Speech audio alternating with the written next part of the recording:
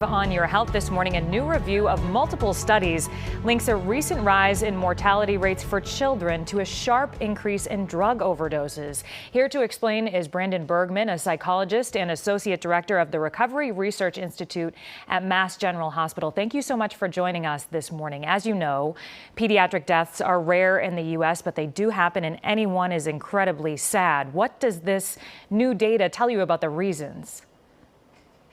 Yeah, well, there are two things that the data tell us, and one thing that it doesn't. Thanks for having me. So there's certainly been a precipitous increase in preventable deaths in children and adolescents. So one of the things that this viewpoint mentions is homicide and gun violence. But my area of expertise is in substance disorder, and so I could talk, primarily when it comes to adolescents, there's been this increase in unintentional drug poisoning, the vast majority of which are drug overdose deaths. The other thing we know is that that fentanyl is related to the vast majority also of these drug overdose deaths.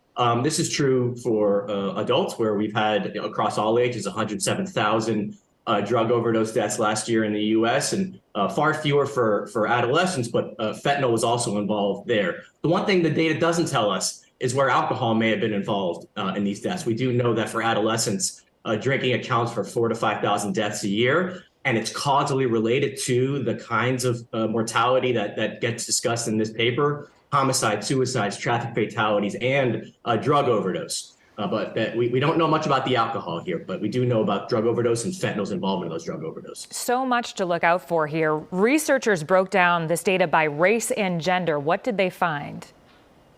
So for gender, they found that males were generally more at risk than females, which is pretty consistent with overall greater rates of risk behaviors like alcohol and other drug use in males, although traditionally, though recent data are showing, especially high school age females are now binge drinking as much or more than their male counterparts. And for race and ethnicity, American Indian and Alaska Native teens, they continue to be at the highest risk of drug overdose. And unlike their adult counterparts, Latinx adolescents, their drug overdose rates are on the rise. Well, let's talk about solutions here. In your opinion, what has to change to remedy some of this? Well, I'll focus again on the sort of changes that need to happen with respect to drug overdose, given my expertise here. But what we need is a sea change in how we're investing financial and human capital. Building on what's been a long-term strategy in this country of preventing substance use, we need a shift that prevents overdose. And for those with substance disorder, strategies to help adolescents with their family support initiate, sustain recovery, and if needed, to get back on track. I can give you a few examples. Would that be all right? Yeah, sure. All right, great.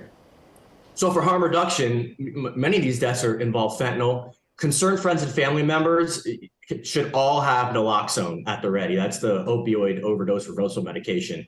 Folks can get it from any Walgreens, most CVS's in the state. Also, these teens, by and large, they're not seeking out fentanyl. We're dealing with a poison drug supply. And so innovative harm reduction strategies like fentanyl test strips can be helpful. And finally, when it comes to treatment and recovery supports, we really need to be innovative, finding ways, developmentally sensitive ways to engage adolescents.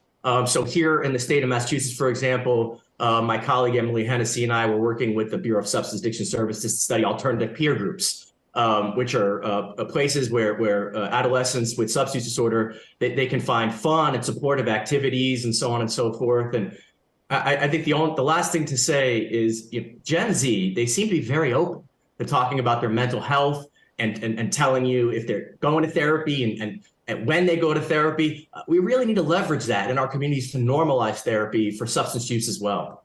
Well, hopefully we can reach those solutions. Brandon Bergman, a psychologist and associate director of the Recovery Research Institute at Mass General Hospital, thank you so much for joining us this morning.